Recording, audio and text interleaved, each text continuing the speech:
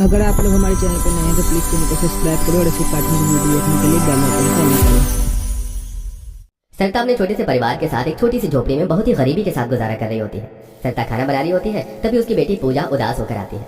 अरे क्या हुआ पूजा, तो इतनी उदास क्यों है? यहाँ तो बड़ी खुश होकर गई थी और घर आई है तो ऐसे मुंह लटका कर। क्या हुआ, सब ठीक तो है ना? माँ कुछ भी ठीक नहीं है। अरे मेरी सहेली अपने परिवार के साथ पिकनिक पर जा रही है और खुद जा तो रही है लेकिन मुझे ऐसे चला रही है जैसे मैं कभी पिकनिक पर जा ही नहीं पाऊंगी। माँ मैंने तो कह दिया है कि मैं भी अपने परिवार के साथ पिकनिक पर जाऊंगी, हम चले पिकनिक पर। अरे बेटी तू तो जानती है ये पिकनिक जैसे चोचले अमीर लोगों के होते हैं, हम लोगों के पास खाने के लिए पैसे नहीं होते, हम घूमने में कैसे ही पैसे लगा सकते हैं। आप हमेशा ही ऐसे क्यों कहती रहती हो? अरे मैं कहीं दुनिया से बाहर जाने के लिए थोड़ी ना कह रही हूँ, या फिर देश से शहर से बाहर थोड़ी ना जाने को कहा है। मैं तो बस केवल इतना कह रही हूँ कि हम पिकनिक पर चलते हैं, यही इसी शहर में यही कहीं पास घूमने की जगह पर चलते हैं ना। पूजा तू समझ क्यों नहीं रही है? माँ आप समझो ना, पूरा परिवार घर से थोड़ा खाने पीने का सामान ले लेंगे, वहाँ जाकर मस्ती करेंगे, कितना मजा आएगा। मैं अपने दोस्तों को भी तो बोल पाऊंगी ना कि मैं भी अपने परिवार के साथ पिकनिक पर जाती हूँ। अच्छा तो तुझे बस इसीलिए पिकनिक पर जाना है ताकि तू अपने दोस्तों को जवाब दे सके? ये तो गलत होगा ना। माँ गलत सही का पाठ पढ़ाओ, लेकिन ये भी देखो कोई हमारी कितनी बेइज्जती करता है। अरे हम गरीब हैं, हम कहीं नहीं जाते हैं, मैंने इतना बड़ा कुछ मांगा नहीं है। मेरे दोस्त लोग शहर से बाहर जा रहे हैं पिकनिक के लिए, लेकिन मैं तो शहर में ही पिकनिक मनाने के लिए कह रही हूँ ना। लेकिन आपको उससे भी परेशानी है? मुझे परेशानी किसी भी चीज़ से नहीं है, मुझे बस हमारी गरीबी को लेकर थोड़ा दुख है कि हम इतने गरीब हैं कि हम घर से बाहर निकलने से पहले भी 4 बार सोचेंगे, और अगर हम घर से बाहर निकलते हैं तो बस कमाने के लिए निकलते हैं, फिजूल खर्ची के लिए हमारे पास इतने पैसे नहीं हैं। आप तो यही कहोगी ना? अरे जब तक हम फिजूल खर्च करेंगे नहीं तब तक हम और पैसे कमाने की चाह कैसे रखेंगे? आपसे तो बोलना ही बेकार है। पूजा मुंह बनाकर वहाँ से उदास होकर चली जाती है। पूजा को इतना उदास देखकर सरिता को बिल्कुल अच्छा नहीं लगता। हर वक्त अपने बच्चों को तरसते हुए देखना मुझे बिल्कुल भी अच्छा नहीं लगता है। काश मैं भी अपने परिवार को सब कुछ कभी दे पाती। ऐसे ही कई दिन और निकल जाते हैं। कुछ दिनों बाद सरिता का बड़ा बेटा अंकित अपनी गर्लफ्रेंड शीतल से मिलने एक कैफे में जाता है। अंकित तुम हर बार इतना लेट आते हो। अरे अब तो तुम्हारी नौकरी भी है, तुम बाइक ले लो ना। कब तक तुम ऐसे ही बस से धक्के खाते हुए आओगे मुझसे मिलने? तुम तो जानती हो ना शीतल, घर में बहुत परेशानी है। मुझे पहले घर की परेशानियों को सॉल्व करना है, बाद में अपने बारे में सोचूंगा। अच्छा वो सब छोड़ो, हम शादी कब कर रहे हैं? देखो मुझे ना शादी करनी है तुमसे, अब और दूर में रह नहीं सकती। हाँ हाँ हम शादी भी जल्द करेंगे, लेकिन तुम जानती हो ना मैं तुम्हारी बराबरी का नहीं हूँ, बहुत ही गरीब परिवार से हूँ। मेरे घर में तुम्हारे घर जितना ऐशो आराम नहीं मिलेगा। अच्छा तो तुम्हें ये लग रहा है कि मैं ऐशो आराम के लिए शादी कर रही हूँ? अरे अंकित मुझे अगर ऐशो आराम के लिए शादी करनी पड़ती तो मैं तुमसे क्यों बात करती, किसी बड़े बिजनेसमैन से बात करती ना। लेकिन मुझे तो तुमसे प्यार है और तुमसे ही शादी करनी है। अब तुम ये बता दो कि हम कब शादी करेंगे, क्योंकि अगर तुम मुझसे ऐसे ही बहाने देते रहोगे ना तो देख लेना कोई भी लड़का मिलेगा मैं उससे शादी कर लूंगी, फिर हाथ मसलते रहना। ऐसे कैसे मैं तुमसे अभी शादी कर लूँ? तो कर लेते हैं ना, अभी क्या बुराई है? अभी कैसे करें? अरे हम कोर्ट मैरिज कर लेते हैं, तुम्हें तो पता ही है मेरे आगे पीछे कोई है ही नहीं, इतनी ज्यादा प्रॉपर्टी है वो भी बस मेरे ही नाम है, कोई भी नहीं है मेरे पास तो। लेकिन तुम्हारे पास फैमिली है और फैमिली और प्रॉब्लम में है, इसलिए तुम भी कम खर्च वाली शादी करोगे तो इससे अच्छा है कोर्ट मैरिज कर लेते हैं। तुमने बात तो बिल्कुल सही कही है, मेरे घर वाले भी मेरी शादी के लिए मना तो करेंगे नहीं, और घर की प्रॉब्लम तो अच्छे से मुझे पता ही है। तुम पक्का ना मुझसे शादी करना चाहती हो? हाँ एक काम करो, तुम ना 100 बार और सवाल पूछ लो और जब खुद से जवाब मिल जाएगा तो आ जाना मेरे पास। अरे नहीं मैं तो मजाक कर रहा था, हम आज शादी करेंगे। अंकित और शीतल दोनों कोर्ट में जाकर शादी कर लेते हैं। अंकित शीतल को अपने साथ घर लेकर आता है और सबसे मिलवाता है। माँ पिताजी ये शीतल है, हम दोनों ने शादी कर ली है। शीतल के परिवार में कोई नहीं था और हम लोग भी बहुत सीधी ही शादी कर पाते, इसलिए शीतल का ये कहना था कि हम शादी कर लें।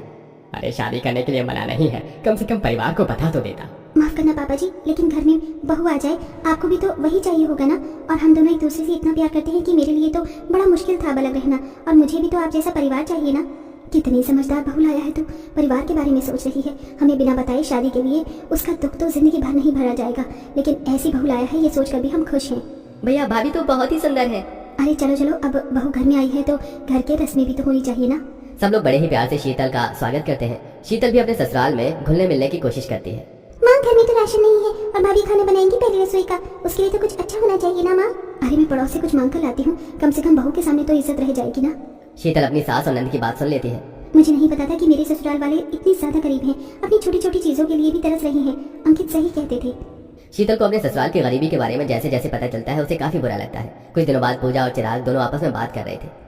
माँ पापा की शादी की सालगिरह आने वाली है। हाँ आने वाली है, लेकिन इस बार माँ पापा की शादी की सालगिरह हर बार की तरह ही होने वाली है, कुछ नहीं होगा। इस बार तो भाभी आई है, क्या पता भाभी कुछ करे। नहीं भाभी को ना ही पता चले तो ही ठीक है, भाभी अमीर घर से हैं, अगर वो तो अपने हिसाब से बहुत ही अच्छा करेंगे, और क्या पता माँ और पापा को अच्छा न लगे। पता नहीं, हम तो कुछ कर भी नहीं सकते।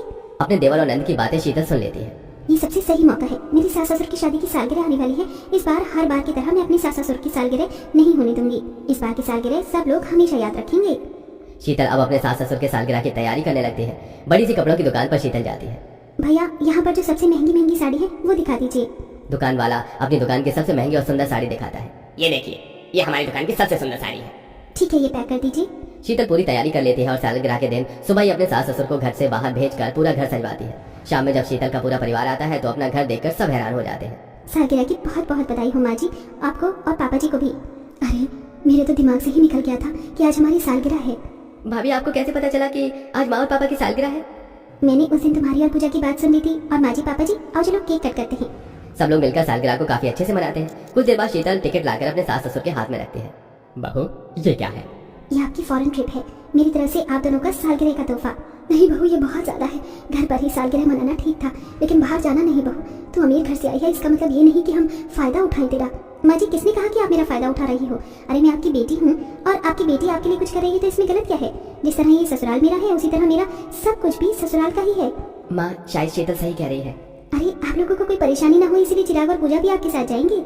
बहू, हमने कभी नहीं सोचा था कि हम कहीं बाहर भी जा सकते हैं, लेकिन ये सब तेरी वजह से हो पाया है। 2 दिन बाद शीतल के सास ससुर और देवर फॉरेन ट्रिप के लिए चले जाते हैं। वहाँ से पूजा वीडियो कॉल करती है। अभी ये देखो, माँ और पापा को कितनी मजे कर रही है। चलो, ये तो बहुत अच्छा है कि आप सब लोग एंजॉय कर रहे हो। अमीर बहू की वजह से गरीब सास ससुर की सालगिरह काफी ज्यादा यादगार हो जाती है। सावित्री, मैं खेत के लिए निकल रहा हूँ। अरे पिताजी, आप बिना नाश्ता करे ही जा रहे? ये लीजिए चाय और पराठे खाकर जाइए। अरे बहू, नाश्ता करने बैठ गया तो खेत कब पहुँचूंगा? अब मैं सीधा दोपहर में ही खाना खा लूंगा। पिताजी, आप बिना नाश्ता करे खेत नहीं जाएंगे। अपनी तबीयत तो देखिए, इस उम्र में खाने पीने का ध्यान नहीं रखेंगे तो तबीयत कैसे ठीक रहेगी? चलिए चुपचाप से नाश्ता करिए। सुमन अपने ससुर महेश को जबरदस्ती नाश्ता करवाकर खेत पर भेजती है और अब आंगन में बैठ अपने साथ सास सावित्री के सर की मालिश करती है। सुमन बहू, तेरे हाथों में तो जादू है, जादू। तेरा हाथ सर में लगते ही सारा दर्द उड़न छू हो जाता है। माँ जी, ये कमाल तो मेरी माँ के बताए हुए तेल के नुस्खे का है। इस तेल से अच्छा सर दर्द खत्म हो जाता है। सुमन सावित्री की तेल मालिश कर रही होती है कि तभी उनके पड़ोस में बने बड़े से आलीशान घर के बाहर एक बड़ी सी गाड़ी आकर रुकती है, जिसमें से उनके पड़ोस में रहने वाली मधु उतरती है। मधु ने बहुत सारी गोल्ड ज्वेलरी पहन रखी होती है, लग्जरी बैग होता है। ओह माय गॉड, यहाँ तो दुबई से ज्यादा गर्मी है।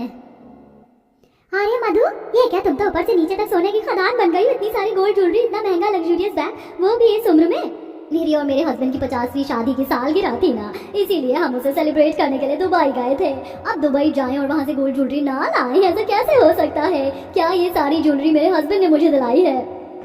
किस्मत हो तो तुम्हारे जैसी हो। मैंने तो सुना है कि दुबई में बहुत बड़ी बड़ी इमारतें हैं। वहाँ तो बहुत कुछ है, अब क्या क्या बताऊँ मैं तुम्हें।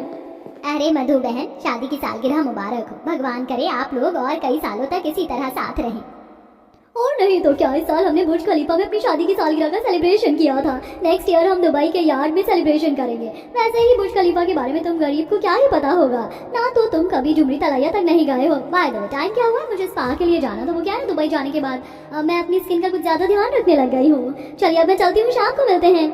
मधु दिखावा करते हुए सीधा अपने घर के अंदर चली जाती है। वहीं सावित्री और सुमन भी अपनी गरीब झोपड़ी में आ जाते हैं। माँ जी, मधु काकी कुछ ज्यादा ही दिखावा नहीं कर रही थी? ऐसा लग रहा था कि वो दुबई नहीं बल्कि चांद पर जाकर आई है। अरे बहू, तू भी ना। सुमन आज घर की सफाई कर रही होती है कि तभी उसे एक बक्से में अपने सास ससुर की शादी की तस्वीर मिलती है, जिसे वह बड़े प्यार से देख रही होती है और साथ ही में उस पर उनकी शादी की तारीख लिखी होती है। अरे माँ जी, इस तारीख के हिसाब से तो 1 महीने बाद आपकी और पिताजी की शादी की 50वीं सालगिरह है। देखते ही देखते कब इतने साल गुजर गए, पता ही नहीं चला। ये दिन तो आपके पिताजी के लिए बहुत खास होगा ना? क्यों ना हम आपकी शादी की 50वीं सालगिरह पर एक छोटा सा जश्न रखें? एक छोटे से जश्न में तो कितना खर्चा होगा? 3-4 महीने के लिए हमारा मुंह बिल्कुल बंद हो जाएगा। मैं तो बस उस दिन इनके साथ माता रानी के दर्शन कराऊंगी। हो गई हम गरीबों की शादी की सालगिरह। सावित्री की बात सुन सुमन को काफी दुख सा लगता है। आधी रात का समय था, सभी लोग गहरी नींद में सो रहे थे। सुमन पानी पीने के लिए उठती है और घर की बनी खिड़की से देखती है कि आंगन में उसके सास ससुर खाट पर बैठकर बातें कर रही है। सावित्री, तुम्हें याद है जब हमारी नई नई शादी हुई थी तो मैंने तुमसे बोला था कि हम दुबई जाएंगे। मैं तुम्हें वहाँ पर आइसक्रीम खिलाऊंगा और हम बोट की सवारी भी करेंगे, लेकिन बढ़ती जिम्मेदारी और इस गरीबी के चलते मैं अपना वादा पूरा नहीं कर पाया। आपका साथ मेरे साथ है, मेरे लिए यही काफी। देखिए ना, कुछ ही वक्त में हमारी शादी को पूरे 50 साल हो जाएंगे। मैं तो भगवान से यही प्रार्थना करूंगी कि हर जन्म में मुझे आप ही मिले। माँ जी और पिताजी के दिल में कितनी ख्वाहिश थी, लेकिन आज तक उनकी एक ख्वाहिश भी पूरी नहीं हुई। अमीरों के लिए दुबई जाना कितनी आम बात है, लेकिन हम गरीबों के लिए तो बस एक सपना ही बनकर रह गया। काश मैं माँ जी और पिताजी के लिए कुछ कर पाती। उस रात सुमन को नींद नहीं आती और ऐसे ही कुछ दिन गुजर जाते हैं। सुमन हर रोज की तरह आंगन में झाड़ू लगा रही होती कि तभी पड़ोस में रहने वाली दो औरतें आपस में बात करती हैं। हाँ, मुझे तो यकीन ही नहीं हो रहा है कि 5,000 में हमें दुबई जाने की इतनी बड़ी लॉटरी मिल रही है, वो भी पूरे परिवार के साथ। और नहीं तो क्या, कम से कम 5 से 6 दिन के लिए जाएंगे। वहाँ पर जाना खाना पीना सब कुछ हमारे लिए फ्री होगा। धन्य हो उन टूर एंड ट्रेवल्स वालों का जो उन्होंने इतना अच्छा ऑफर निकाला है। कनिका शोभा की बात सुन सुमन उनके पास जाती है। ये तुम लोग किस बारे में बात कर रही हो? और यहीं पास में टूर एंड ट्रेवल्स की एक नई कंपनी खुली है, वहाँ पर 5,000 रुपए में एक लॉटरी का टिकट दिया जा रहा है। जो भी इस लॉटरी टिकट को जीतेगा उसे अपने परिवार के साथ 6 दिन के लिए दुबई ट्रिप पर जाने का मौका मिलेगा और सारा खर्चा भी कंपनी उठाएगी। ये तो बहुत अच्छी खबर है। अगर मैंने इस लॉटरी की टिकट को जीत लिया तो हम लोग दुबई जा सकेंगे और इसी के साथ माँ जी पिताजी की 50वीं सालगिरह हम लोग दुबई में मनाएंगे। लेकिन मुझे जल्द से जल्द पैसों का इंतजाम करना होगा। पैसों का इंतजाम करने के लिए अब सुमन स्कूल में साफ सफाई और लोगों के घरों में झाड़ू पोछा का काम शुरू कर देती है। अरे बहू, तूने आजकल ये स्कूल और घरों में साफ सफाई का काम क्यों शुरू कर दिया है? हम 2 वक्त की रोटी खा तो रहे थे। अब मैं क्या बताऊं आपको, अगर भगवान की कृपा रही तो आपका पिताजी का दुबई जाने का सपना और मेरा आपकी 50वीं सालगिरह दुबई में बनाने का अरमान जरूर पूरा हो जाएगा। सुमन 5,000 जोड़ने के लिए दिन रात एक कर देती है और दुबई जाने वाला एक लॉटरी का टिकट खरीद लेती है। आज लॉटरी की टिकट का विनर नंबर अनाउंस होने वाला था। दिन रात भगवान से की हुई प्रार्थना का फल सुमन को मिलता है और वो दुबई जाने वाली उस लॉटरी टिकट को जीत जाती है। मुबारक हो सुमन जी, इतने सारे लोगों में आप इस ऑफर को जीती हैं। टिकट के साथ साथ आपको कैश प्राइज भी दिया जा रहा है। आपका बहुत बहुत शुक्रिया। आज तो घर में सब लोग काफी खुश हो जाएंगे। सुमन जल्दी से घर जाती है और सभी को सारी बात बताती है, जिसे सुन सभी काफी खुश होते हैं। बाबू, तू हमारे लिए इतने दिनों से इतनी मेहनत कर रही थी और हमें इसकी भनक तक नहीं। अब तो हमारी भाभी अमीर हो गई है। अब मेरी अमीर भाभी हमें दुबई लेकर जा रही है। देखा सावित्री जी, जो सपना हम पूरा नहीं कर पाए वो हमारी अमीर बहू ने कर दिखाया। कंपनी की तरफ से ही जल्दी इस पूरे परिवार का पासपोर्ट बनता है और आखिरकार सालगिरह से 2 दिन पहले ये पूरा परिवार दुबई पहुंच जाता है। सुनिए जी, जरा मुझे चिमटी तो काटिएगा, हम सच में दुबई में हैं। मुझे तो यकीन ही नहीं हो रहा है। अरे भाग्यवान, अब यकीन कर लो, हम सच में दुबई में हैं। वो देखो, वो गाड़ी हमारे लिए आई है। वो हमें हमारे होटल ले जाएगी। चलिए सबसे पहले होटल चलते हैं। पूरा परिवार उस बड़ी सी गाड़ी में बैठ एक शानदार होटल में पहुंच जाता है। होटल का इतना 5 स्टार शानदार रूम देख सभी काफी खुश होते हैं। भाभी, यहाँ कितनी बड़ी बड़ी इमारतें हैं। वो सामने वाली इमारत देखना। अरे बाप रे बाप, कम से कम 100 मंजिल होगी उसमें। ये इतनी बड़ी पानी की नदी यहाँ पर क्या कर रही है? मैंने तो सुना था कि दुबई में पानी की बड़ी कमी है। माँ जी, ये पानी की नदी नहीं बल्कि स्विमिंग पूल है। जिस तरह गांव में लोग नदियों में नहाते हैं, ठीक उसी तरह यहाँ स्विमिंग पूल में नहाते हैं। चलिए हम सब यहाँ के परंपरागत कपड़े पहनकर तैयार हो जाते हैं। जहाँ सुमन, सावित्री और अंजलि दुबई के परंपरागत कपड़े अबाया पहनकर तैयार होती हैं, वहीं महेश और सुमित कुंदरा कपड़े पहनकर तैयार हो जाते हैं। और अब वो सबसे पहले घूमने के लिए म्यूजियम ऑफ द फ्यूचर, बुर्ज खलीफा और दुबई फ्रेम जाते हैं। ये इमारत कितनी बड़ी है ना, इसे तो पूरा देखने के लिए मुझे तो यहाँ जमीन पर ही लेटना होगा। इसका नाम बुर्ज खलीफा है, पता है? ये दुनिया की सबसे ऊंची इमारत है। और जरा इस तरफ देखिए, ये दुबई फ्रेम। अभी हम इसके अंदर भी घूमने के लिए जाएंगे। भाभी, यहाँ का फाउंटेन कितना ज्यादा बड़ा है ना। जल्दी से मेरी यहाँ पर 3-4 फोटो क्लिक कर लो। जब हम वापस घर जाएंगे ना तो अपनी सभी सहेलियों को दिखाऊंगी मैं। 2 दिन अच्छे से दुबई घूमने के बाद आज सावित्री और महेश की 50वीं सालगिरह थी। सुमन यार्ड में अपने सास ससुर की शादी की 50वीं सालगिरह का केक कटवाती है। मैं कभी सोच भी नहीं सकती थी कि हम अपनी शादी की 50वीं सालगिरह दुबई में इस बड़ी सी बोट पर केक काट कर मनाएंगे। माँ जी, आप तो बार बार इमोशनल हो जाती हैं। अभी तो आपको और पिताजी को डांस भी करना है जैसे बाकी कपल कर रहे हैं। अब सभी कपल्स के साथ मिलकर सावित्री, महेश, सुमन और सुमित भी डांस करते हैं और अब तो सब लंच करने के लिए बुर्ज खलीफा में बने होटल में जाते हैं। यहाँ से तो मुझे पूरी दुबई दिख रही है। कितना सुंदर नजारा है। इतना सुंदर नजारे को देखते हुए खाने का तो स्वाद दुगना हो गया। ये देखिए, मैंने आपके और पिताजी के लिए आइसक्रीम भी मंगवाई है। आपका सपना था ना पिताजी कि आप माँ जी के साथ यहाँ आइसक्रीम खाएं, और अभी तो हमारे पास 2 और दिन बचे हैं। आप देखना हम कल और कहाँ कहाँ जाते हैं घूमने के लिए। इन बाकी बचे 2 दिनों में सुमन अपने पूरे ससुराल के साथ दुबई के बड़े बड़े मॉल, गोल्ड शॉप, एक्वेरियम जैसी जगह पर घूमती है। और आखिरकार सुमन का अपने सास ससुर की 50वीं सालगिरह को दुबई में बनाने का सपना पूरा हो जाता है और वो सब दुबई घूम कर वापस अपने